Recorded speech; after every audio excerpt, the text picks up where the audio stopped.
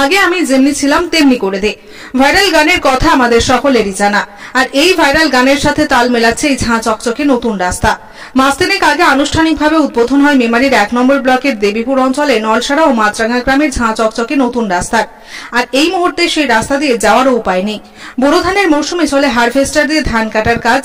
কাটা ধান টলি করে খামারে মজুত করে চাষিরা, আর ট্রাক্টর ও হারভেস্টারের চাকায় লেগে থাকা কাদা রাস্তায় উঠে আসে। গতকাল বৃষ্টির ফলে রাস্তায় থাকা কাদা ভয়াবহ রূপ নেয়। তারপরই ঘটে দুর্ঘটনা।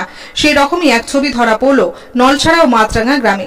গতকালের বৃষ্টিতে রাস্তায় পর্যাপ্ত পরিমাণে কাদা, তারপরে নিয়ন্ত্রণ হারিয়ে ইলেকট্রিক পোলে ধাক্কা ট্রাক্টরের ড্রাইভারের সতর্কতায় বড় ধরনের বিপদ থেকে রক্ষা। ক্ষতিগ্রস্ত হয় ইলেকট্রিক পোল, ভেঙে যায় পোলে থাকা মিটার বক্স। আরো বড় ধরনের দুর্ঘটনা যাতে না হয়, এবার কোদাল নিয়ে রাস্তায় নেমে রাস্তা পরিষ্কার করে গ্রামবাসীরা। গ্রামের পুরুষ এবং মহিলা একত্রিত হয়ে সেই রাস্তার কাদা কোদাল দিয়ে পরিষ্কার করতে নেমে পড়ে রাস্তায়। পুলিশ প্রশাসন থেকে একাধিকবার মাইকে করে প্রচার করে ধান কাটা গাড়ির মালিকদের উদ্দেশ্যে বলা হয়, মাঠ থেকে ধান তোলার আগে গাড়ির চাকা পরিষ্কার করে তবেই যেন রাস্তায় ওঠেন। কিন্তু এই গ্রামে সেই চিত্র ধরা পড়েনি। চাষিদের তো মাঠ থেকে ধান তুলতেই হবে, কিন্তু যারা মোটা টাকা লাভে ব্যবসায় নেমেছে সেই মালিক পক্ষ কি পুলিশ প্রশাসনের প্রচারে কর্ণপাত করছে? প্রশ্ন এখানেই। ওদের রেগুলার লোক রেখে দেয়া, যে একটা করে কাদা উঠবে, একটা করে ছাপ করে পুরো লোক রেখে দাও, তুলে ব্যবসা করছে।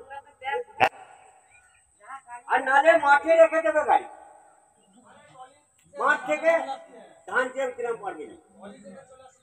আরে পলি সেই ধরনের কেন এই ধান কাটা মেশিনে রাস্তায় হাঁটাহাঁটি করেছে বা চাষিরা ধান কেটেছে, যার জোস্তা কি করা যাচ্ছে না, বা হয়েছে এত কাদা গাড়ি ঘোড়া যাচ্ছে না, যার জন্য গ্রামবাসীকে ছাপ করে।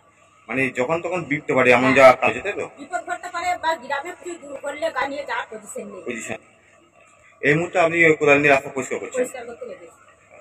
কি নাম আপনার? গ্রামবাসী।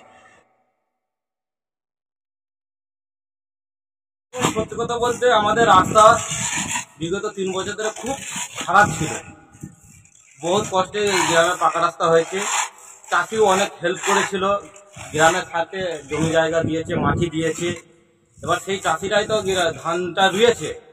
প্রাকৃতিক দুর্যোগে বৃষ্টি ধানটা কাটতে পারবে না, ট্রেন দেওয়া গাড়িতে ধানটা কেটেছে। চাষিকে আমরা হয়তো আটকাতে পারিনি বা মানা করতে পারিনি, মাঠে ধানটা নষ্ট হয়ে যাবে। সেই ক্ষেত্রে রোডও নষ্ট হয়ে গেছে। আগামীকাল রাত্রে প্রচুর বৃষ্টি, গ্রামের লোকজন বেরোতে পারছে না। সেই গ্রামের স্বার্থে আমরা নিজেরা উদ্যোগী নিয়ে গোটা রাস্তাটাকে কাদা। আমরা গ্রামবাসী বৃন্দ মিলিয়ে এই রাস্তা পরিষ্কার করছেন, তাই তো? একদম। এই যে রাস্তার জন্য ভয়ের অবস্থা হয়ে গেছে, ভয়াবহ অবস্থা। তো এই রাস্তা পরিষ্কার করতে কতদিন আনুমানিক টাইম লাগে? এটা পরিস্থিতি আমাদের ললছড়া মাদ্রাসা মেন রোড পর্যন্ত, সুপতির বাগান পর্যন্ত মোটামুটি 2 দিন লাগবে। যা পরিস্থিতি, কেন 8 থেকে 10 ইঞ্চি কাদায় উঁচু হয়ে গেছে রাস্তাটা। পাকা রাস্তা চিনতে পারা যাচ্ছে না, মনে হবে মাটি যাচ্ছে। নতুন রাস্তা ছিল 3 মাস? 3 মাস আগে কমপ্লিট হয়েছে। কি নাম আপনার? মানিক মনি। দাদা কি হচ্ছে বলবেন না, এই রাস্তায় কাদা হচ্ছে, গাড়ি যাচ্ছিল সব পাল্টে হচ্ছে, এই যে করলে মিটার দিয়ে হয়েছে, আপনার তো গ্রামের তো নতুন রাস্তা, আপনাদের একটা স্বপ্ন ছিল এই গ্রামের রাস্তা হয়, তো প্রশাসন থেকে রাস্তা করে দেওয়া হয়েছে। 3 মাস হয়নি রাস্তা উদ্বোধন হয়েছে, তো আজকে এরকম অবস্থা কেন? অবস্থা কেন, চাষির স্বার্থে ধান উঠছে না।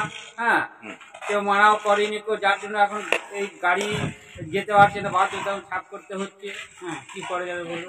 একাধিক থেকে তো পুলিশ প্রশাসন থেকে সতর্ক করা হয়েছিল যে ট্রাক্টরের চাকা বা গাড়ির চাকা পরিষ্কার করে রাস্তায় ওঠার জন্য, কিন্তু করেনি। হ্যাঁ, ঝামেলা হয়েছিল, শোনেনি, তা সত্ত্বেও উঠেছে। কি করবেন বলুন? এই মুহূর্তে কি গ্রামবাসীদের তরফ থেকে রাস্তা পরিষ্কার করা হয়েছে? হ্যাঁ, গ্রামবাসীর তরফ থেকে রাস্তা পরিষ্কার করা। কি নাম আপনার? আজমত শেখ।